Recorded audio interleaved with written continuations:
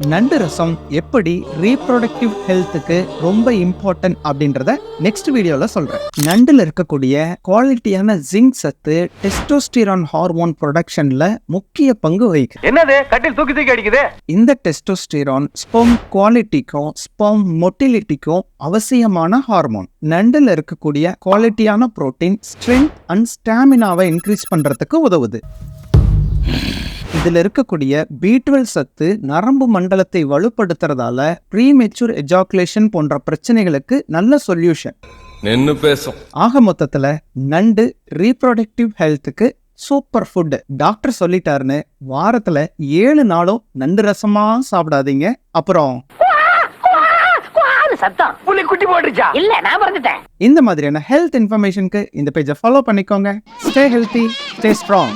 காது கொடுத்து கேட்டேன், ஆஹா குவா குவா சத்தம்.